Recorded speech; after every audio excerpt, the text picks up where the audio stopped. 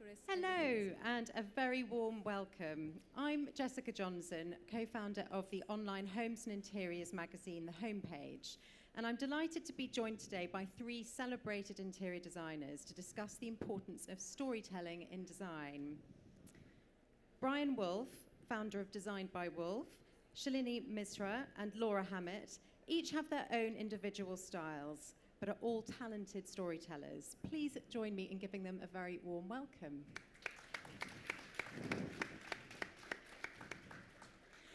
So first of all, what does storytelling mean to you as designers, and why does it matter? Who's going to go first? I mean, I'm happy to go first. I thought this was a really interesting topic when I first heard about it because initially, as a design studio, our aesthetic is not particularly... initially, I didn't think that was a storytelling kind of aesthetic, but actually, when I thought more about it, it's so much about the client. And I think that's why I was really drawn to coming today and talking about it, because what we're very passionate about as a studio is getting to really understand the client and creating a home for them. We focus on residential, so we are all about the client at all times. Even when we're working with developers, it still has to have that narrative of who is going to live in it, even if we don't know them at that time. So I think there's that aspect of storytelling, which is, you know, expressing their personality, their history, but also who comes to visit them. But then I also think there's another side of it, which is about the kind of experience of a home, the experience of an interior, and how you move through a space from kind of front door right through to all the kind of private back of house areas. And I think to add to what Laura said, we work primarily on residential projects as well.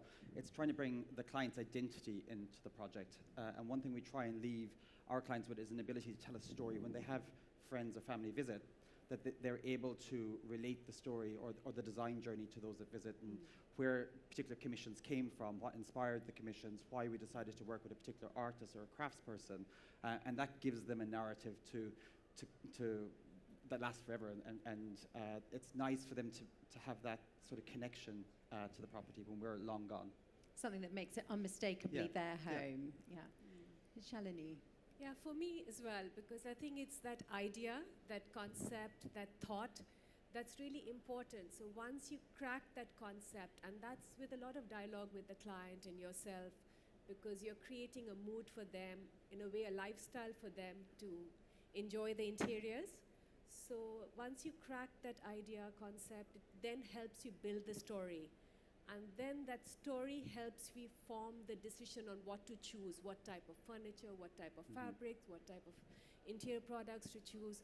So it just runs through the common theme of the project. Otherwise, you know, if there's not a strong storytelling, things can be quite mixed-matched and it doesn't really appear right. Yeah. So I think that dialogue between the client and ourselves is really important to establish the storytelling. But how do you balance telling your client's story and their history with your own aesthetic, staying true to your own personal style?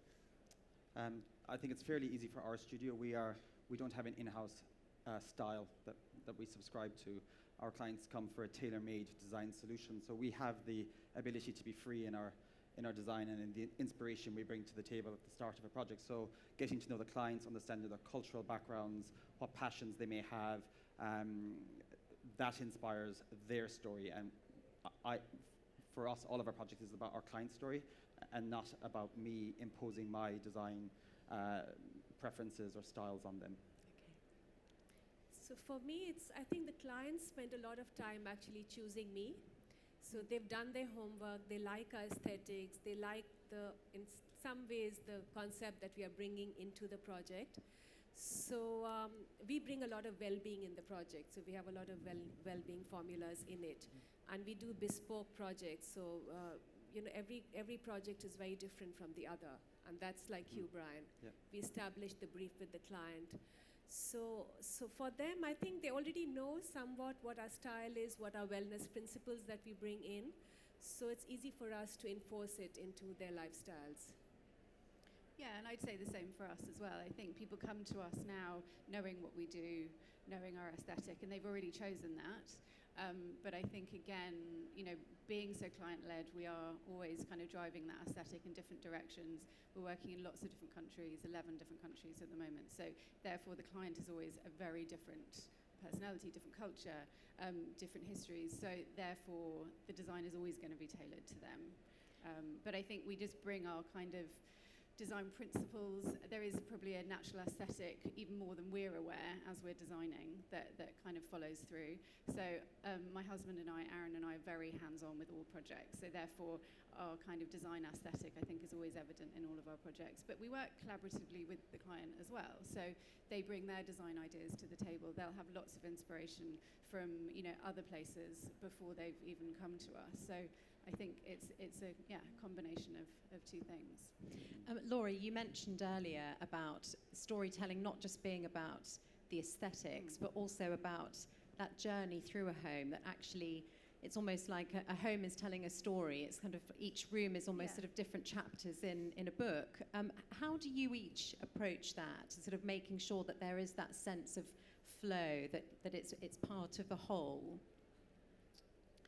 I mean, we work with the kind of shell of a building quite often with new builds, so we're working on the space planning as well. So that's a big aspect, is kind of, you've got the front door, how does that property reveal itself, where are you moving through, and really understanding kind of who the residents of the house are, understanding the ages of the children, and also we've got lots of clients who have multiple homes, so what is this house about for them, who are they spending time with in this house? And in what rooms, at what times, different times of the day. So I think once you've got all of that information from the brief, which is a big part of our process, is really spending a lot of quality time with the clients. Quite often, if we're going to another country to visit them, we'll stay with them and we'll really spend time with them that way. And then once you've gathered all that information, then quite often that kind of comes together naturally, because you're making the home very practical. I mean, that's the first thing for us to think about before aesthetics, is how that space is being used. But then it's the mood as well. And for me, design is so much about how a space feels. How it looks is obviously massively important, but that means nothing unless you feel good in it, or you feel that welcome. That homely feel. But equally, you can go into a space that feels formal, and that can be a very intentional, a room that doesn't get used very often. And then you've got the family spaces, which is all about just comfort and everyone feeling like it's all of their space. I think knowing the client and spending time getting to know the client at the beginning will not only help inform the space planning and an understanding of how each of the individual spaces are going to be used, but we'll often spend months just getting to know the client before we even embark on sort of delivering a concept to them. That's amazing. Tell me more about that. How does that work? Drinks, dinners, trips to galleries, museums, maybe visiting other residents that they have, whether it's in the UK or overseas, to understand what they do and don't like about the space planning, first and foremost, of the houses that they're living in, the functionality, what irks them, what they don't want to repeat, understanding what went wrong in processes with other designers or architects or contractors the last time, so again, it can be bettered on and improved on. That's part of the story as well, because at the end of the project, you want them to have a positive experience across the board. If something goes wrong with a third-party supplier or the design team or the architect, it sort of has a negative impact across their whole experience. So we try to avoid that as much as possible. Getting to know, for example, a client with particular age kids, that may determine the story the house is going to tell. If they're teenagers, there'll be media rooms, breakout spaces, places to get rid of the kids so that the parents and the grandparents can have their own space. If they're younger, maybe they want to keep them closer, so you have playrooms closer to the main living spaces, kids' bedrooms and nurseries closer to the principal bedrooms. That sort of helps direct the story that the house, the functionality the house is going to tell, and their cultural backgrounds. People from different backgrounds and different religions, it'll inform how the space needs to be designed, how things need to be orientated. A lot of that is done before a concept or a space planning is even presented to the client, and taking the time, especially when working with high-end luxury clients, they're investing into something that they want to hopefully live in or use for some time to come, and it's not just a spur of the moment fast interior that they're producing. it's a really important part of the storytelling and getting it right. Shalini. Yeah. So like what Brian and Laura have said, space planning is very important. I have 9 years of architectural background in which the volume, the spaces, how they relate to each other has been instilled in my brains, and of course the clients also help with their lifestyles. But also where the property belongs, that is really important. What is the property telling to us? What is the vernacular of that space around it? Like, I did this project in New York on a 38th floor of a building where the nature really spoke to me. So the sky outside, the colors that you saw outside, I just decided to bring that inside. So where the property belongs and how you react to what is in the surroundings helped me create the mood and the sensibilities of the interiors. So it was really like floating in the clouds. The colors were all like, the walls were lined with this blue, gray silk wallpaper. It was very small. It was a 2-bedroom, 2,000 square feet apartment. So I made everything like floating in off the ground and kept it quite very beautiful pieces, but kept it very light in spirit. So I think where it sits is also really important, along with the client's lifestyle, of course. What do you think are the most impactful and effective ways to communicate your client's personality and tastes? I love to use some of their own belongings, and actually, interestingly, the image that's on the wall is a client. They were a retired couple, and they bought this apartment in Holland Park, wanting to kind of downsize from their family home, and they'd done some incredible travelling and collected amazing artifacts across the world. So, for example, that piece there. And that was really nice to kind of blend those elements from their history, but with a more contemporary. They wanted it to feel like almost quite a youthful space, have that contrast. And that was really fun. And artwork definitely is a big part of that. So I think we'll, quite early on in the process while we're doing the briefing, is really understand what pieces do they already own that they want us to repurpose or place in the home. And that can really dictate the kind of the tone. Whether in this case we were doing a bit of a kind of contemporary architectural contrast to some of these more eclectic pieces, or other times it can really influence that aesthetic, and you lead from those pieces. I think art and the client's travels are two of the major jumping off points for us in our projects. Sometimes clients have no past experience of art. They haven't been exposed to it. They've come from different backgrounds. They're maybe self-made. This is their first sort of dive into a luxury or high-end property refurbishment or development, and they look to us to sort of guide them as well. And we try and, we spend time at the galleries and the museums trying to understand what art do they gravitate towards, bringing on board art consultants to work with them, talking them through the process of building a collection that tells a story, or arranging artist meet and greets for them to speak to the artist to see, does the artist's story inspire a direction for the interiors? Do they have anything in common with the artist or the background behind the pieces? And when you start that helps to sort of add another layer and another dimension to the storytelling. And that could potentially tie in with the vernacular of the location as well. Yeah. Would you say so, Shalini? Yes, and this photograph that you see now, it's gone now, but this is another one. Basically, crafts is very important. Art is really important. Finding the right people to actually create the impact, working with artisans. I often find artists from the Royal Academy, fresh graduates, give them commissions of work to do. Finding lost, dying arts, giving them a contemporary life. So just finding interesting products, because it's that for impact you need like a wow factor. So to find something that's interesting, like here we've written, let's go get lost. It's a beautiful garden, and the idea is to slow down, to actually breathe, slow down, relax. So it's just what you see is relating to what you're wanting to create in the mood. And in your own home, you selected British craftspeople and artists, didn't you?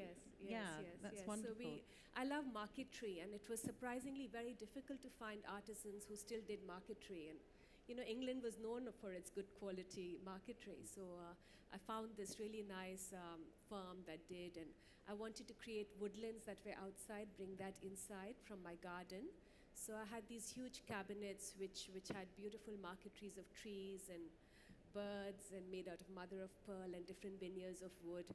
So just bringing crafts in, a lot of eglomized mirror, embedding art in the walls, just I love ceilings as canvases, so putting things on the ceilings is a lot of joy.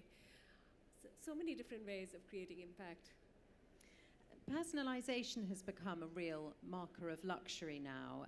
Can you tell us about any particular projects that you've each worked on where there's been a really special personal detail that you've included for the client and what that added to it? We do a lot of bespoke work. Almost all of the furniture that we provide, and obviously the joinery and everything is bespoke. So there's a lot of opportunity to do something really personal that way. We've done some lovely things recently overseas. So, for example, a project we're working on at the moment in Cap d'Antibes, we're doing a really beautiful tapestry in the dining room, and the kind of graphic of that is taken from the local landscape. We've also done other touches where we're working with kind of a family emblem or something, but done in a very understated way. So making sure that they've got that kind of stamp of their family legacy, but done in a way that feels quite personal and discreet to them. So doing that, subtly in some kind of marble marquetry on the floor. So just lots of different touches, ways to bring that in. Fabulous. I've just launched an online shop called the Design Bars. It's here at the Decorex at E167 if you want to have a look. So we have a lot of suppliers there who do a lot of bespoke, personalized work, especially like textiles. So that's one very easy way to personalize something. But there was one really fun project I did in Kensington where we resourced and we did a lot of historical background search on 6 generations of that family. And we sent people to source a lot of, information on the family. And then we made 4 panels by this company called Based Upon. And on these 4 panels, all the historical information, where they lived, their favorite books, any favorite quotations, articrafts, it was a metal relief work, so it was all put on those panels. And then those panels, I feel, will go down history because it's so personal. And also it was a lot of research that went into putting information on those panels. That sounds absolutely incredible. And are those things that would be able to come with them if they were to move, or Yes, are they yes, they are integral exactly. to the? So that's why we made it into separate panels, so that if one child wants one panel to keep, then they could as well. So we made it into a size which would be easy to carry for generations to come. Fantastic. I hope they do. Yes, amazing. Brian. I think we're very fortunate. We will work on big commissions and high-value projects, and so that's where we've ended up. But some of the more noteworthy or the more memorable crafts pieces, the bespoke elements can often be the smallest. One particular one that comes to mind is a project we completed in Notting Hill. A young American couple with twin boys, and the father travels and likes to bring the kids traveling with them. And he had a shoebox full of postcards that he would write. Every time they traveled somewhere together, he'd buy a postcard and write a postcard to the twin boys saying, this is what we did on the trip. This is how your personality had changed, or something was memorable to me, and had been storing them all. So we had a pair of handcrafted wooden boxes with wood sourced locally to where they had come from, lined with leather. There was the boys' names were engraved into the top of the boxes. And then there was a quote from their father on the inside. And it was just, it sits on a shelf. It's high enough up so the twin boys don't sort of pull them apart. But it's something he can then give to the boys in the future. And everybody asks when they go into the drawing room, oh, what are those boxes? And they can pull them out and they can read the postcards. And we have wax paper between all of the postcards so that we protect the ink on them. And it's small details like that, I guess, that define interiors and then luxury interiors, because you don't get that budget for that level of customization or bespoke or working with craftspeople like that. And it's bringing that really human element into and parts design. of the storytelling again. Yeah, absolutely. That's wonderful. I love that idea. So I guess when you're looking at storytelling in design, when you're working with a private client on their home, you can sort of see that there would be, you know, those good sort of starting jumping off points that you were talking about. But if you're working on, you know, with a property developer or on a hotel, how do you introduce storytelling then? I think it's still very, very important. I think we've kind of moved on from the days where people want to, when they're doing viewings, they get so tired of seeing the same things. So I think you have to make property developments feel quite unique. You need to be able to walk in and picture yourself living there. So I think the challenge is always making sure that you're not alienating certain buyers, but that you're making it feel like a real home and it's got a sense of identity. And actually, I think there might be a slide at some point coming up with a development we did that was a listed building, and we took the door knocker, which was a fish, I think, and we restored it, polished it up, and we used it as a paperweight in the study. So with all of our developments, we always do the turnkey furnishing. So you've already got that kind of lifestyle element in there. But I think having those little touches, you're kind of reflecting the history of the building. So you're maybe talking more about the building story, probably more so than the imagined buyer. But having said that, we've done a lot of developments where we're doing a children's bedroom, for example. We're doing a lovely one in Holland Park, number 80 Holland Park at the moment, which is a lovely development. And, you know, we're kind of almost making a decision about who those potential rooms might be used for. Whether they are or not is almost irrelevant. You're telling that story. You're kind of describing how that home could feel. And we've got a very fun kind of young boys room, which is coming together this week, actually. So there's lots of different ways you can still do that with a development, I think. And I think any of the brands that you would be working with, whether the developers or commercial F&B establishments, they have a brand and they have an identity. So trying to understand where that brand has come from, how it's gotten to where it is now, where they're looking to go, and then telling that story in the projects is really important. And I suppose there's an imagined story that's yet to be told as well, that's going to happen in that space. So is that part of it as well, would you say? Yeah, for me, it's the location. It's the location's important. So I did one in Mayfair, and I took inspiration from Mayfair itself, the village quality of Mayfair, the galleries it has, the fashion shops it has, and I brought all that glamour into the apartment and took historical references as well, created patterns which were historical, which belonged to Mayfair. So I brought Mayfair living into the apartment. And there's one which I'm doing, which it's a massive block of flats, and it faces all the flats, half of the flats face Hyde Park. So I'm taking a lot of inspiration from biophilic design, which is the connection with nature. So bringing a lot of nature, bringing a lot of those colors inside the apartment, so that highlights the views, that highlights what you're going to see. So yeah, I think it's nice. It's important to give some character and to have some unison, to have some storytelling in the developments as well. And each of you has a strong international client base. How do you find that affects the outcome of the homes and projects that you complete? I mean, I think it's got a huge part of it. I think we'd all agree to that, because you're bringing in the history and culture of that particular location. So I think we're hired as a British designer, and people want an element of that aesthetic. There's no question of that. But equally, it needs to feel like it's located in that place. Otherwise, it just feels like it's inauthentic. So, for example, we've got a lot of projects with clients we've done multiple homes for in different countries. So they want to feel like when they're in that country, you know you're in that country. So I think it really dictates every aspect of the design. But it's also so much about how they feel when they're in that country. So whether it's their home country or not, it might be their holiday home, in which case you walk in the door and it's a holiday vibe. It's a completely different aesthetic, different in every sense, practicality, everything. Whereas when it's their main home, let's say back in the UK, the design brief is completely different. I think another layer to that,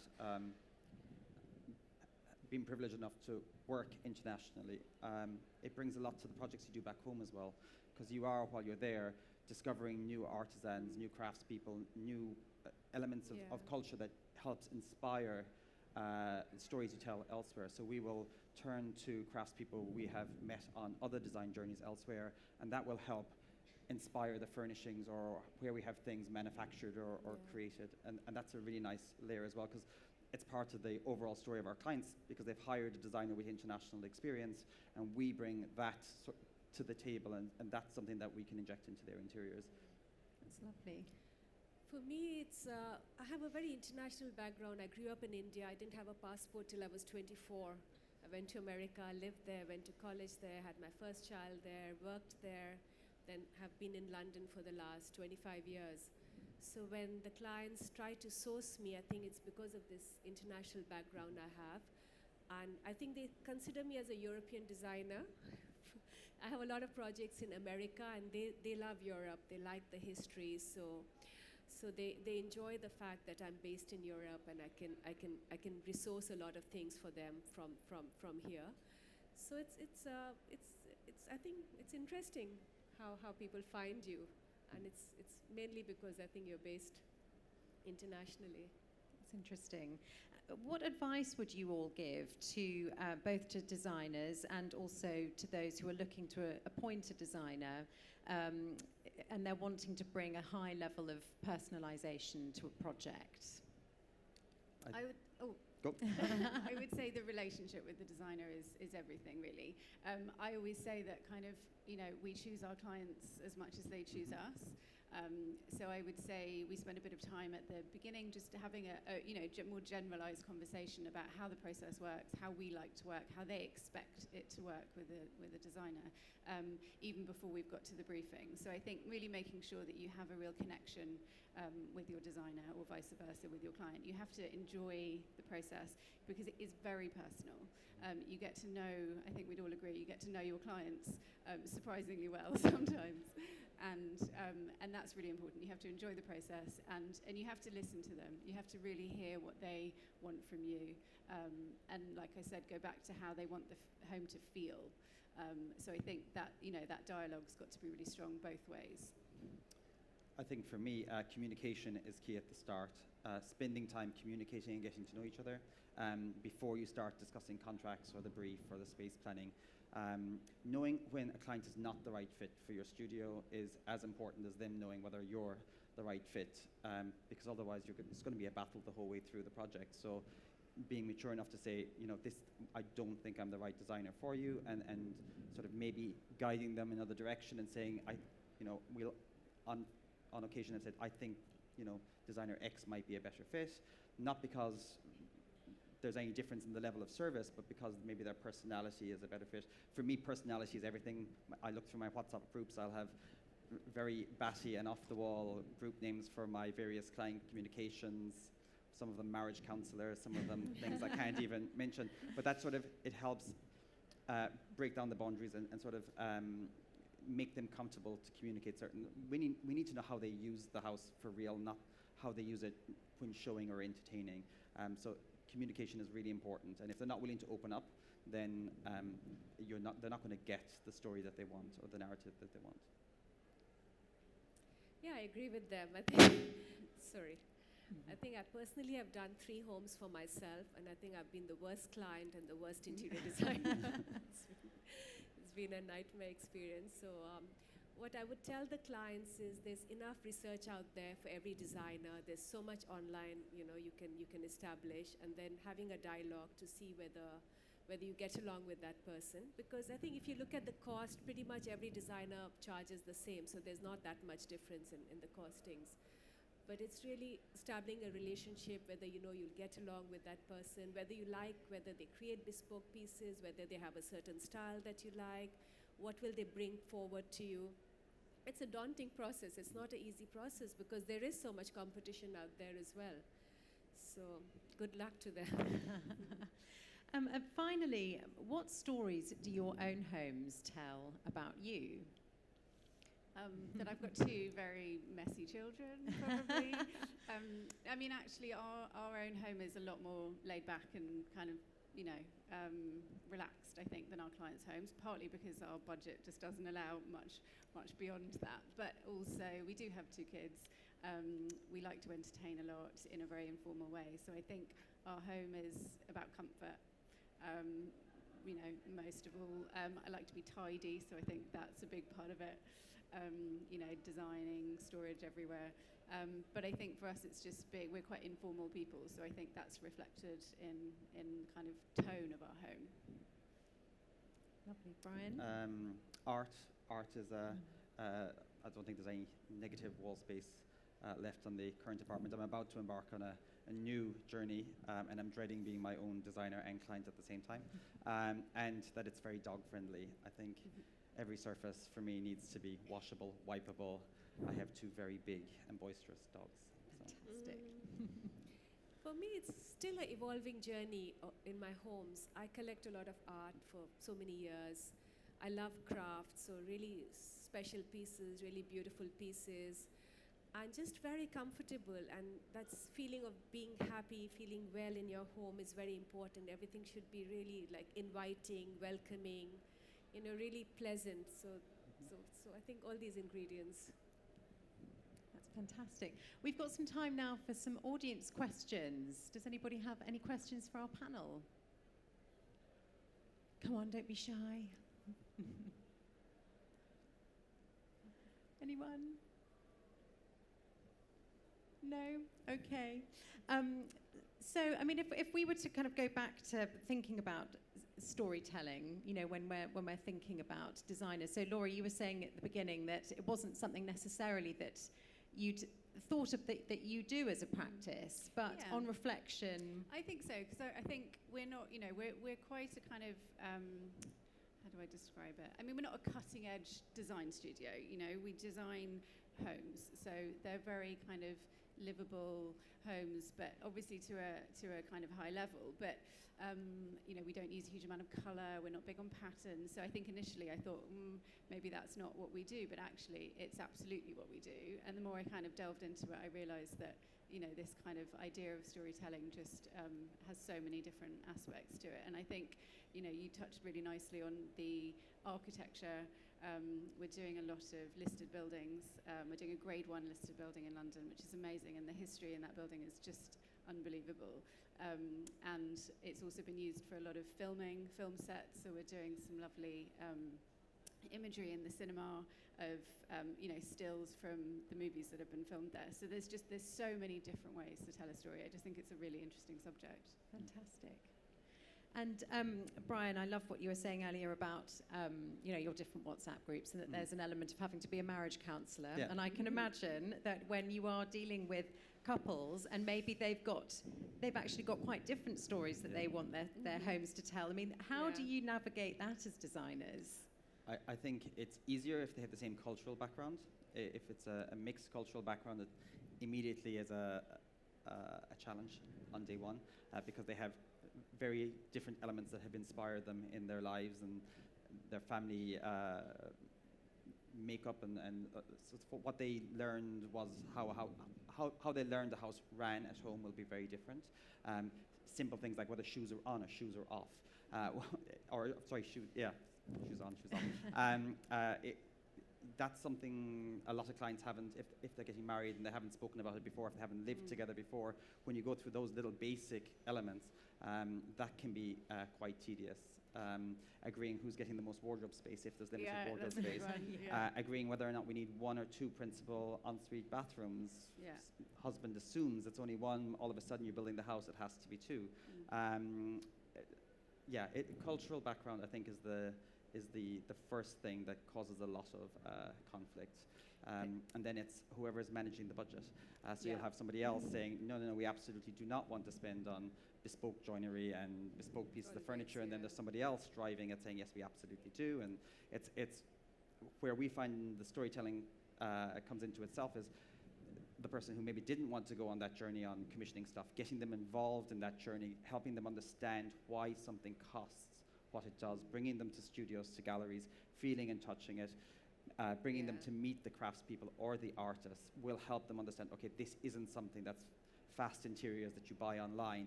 Somebody has actually painstakingly designed it, been inspired, created it, and it's a one-off or one of a small run or a small collection. So that sort of rectifies that issue as well. That's great. How about the two of you? Have you got any advice for Well, other designers in this There's situation? there's a kind of, we do it's a questionnaire that we do with our briefing process. Usually it's more of an informal conversation, and those are just kind of pointers. But what's worked for us quite well is we actually send that to the clients, but in advance. Because I think, like you said, Brian, there's quite a lot of topics that come up that they haven't even thought of. It hasn't occurred to them that they may not agree on something quite fundamental that's going to affect the design. So rather than kind of putting them too much on the spot in a meeting, I mean, we've had some meetings where, you know, it's definitely, there's some contentious points, and we've kind of left them to it for a bit, or said, let's come back to that. But giving them a bit of a heads up so they can start to think through is quite good. But it's, yeah, I mean, also I run the company with my husband, so we kind of bring two sides to, you know, two sides of the design process to the table. So we tend to kind of identify a little bit more with each client. So that helps to kind of add to that conversation. And anticipating what those potential flashpoints might be. Exactly, because we all have them. Yeah, I think a questionnaire is what we do as well, and you know, things like what colors they like, whether they like neutrals, whether they like high impact colors in certain areas, especially bedrooms, you know, whether you want TV or not. That's always an issue. The husband always wants a TV, the wife doesn't want a TV. So we look into different types of moods that we are creating. What type of light? Do you like white light, daylight? Do you like the warm colors of light? So we thrash through a lot of questions. We go through a lot of information with them, and that helps in decision making. Fantastic. I think one other point to make is be prepared to make a decision or offer up a suggestion. You'll get these conflict moments in meetings and on site where they're not agreeing. Have a voice. They're paying you to have a voice. Offer up an opinion. It's not like you're picking one side over the other, or try and find a halfway middle ground. Otherwise, it's not going to go anywhere. So as long as you can appear to be the voice of reason and help move past the block, it sort of goes back on track. But That's great don't advice. sit there and just go, okay. I I'll let always you, get that. yeah. What do you think? What would you do in that situation? Yeah. I always get that from the clients. So you just, and also having done so many projects over the last 25 years, you also have a firm belief in this would be right, that would be wrong. So you guide If it was them. me, I would do this. but it's up to you. Yes, Yeah. that's great advice. Yeah. Excellent. Thank you all so much for your fantastic answers, and thank you all so much for joining us. Thank you.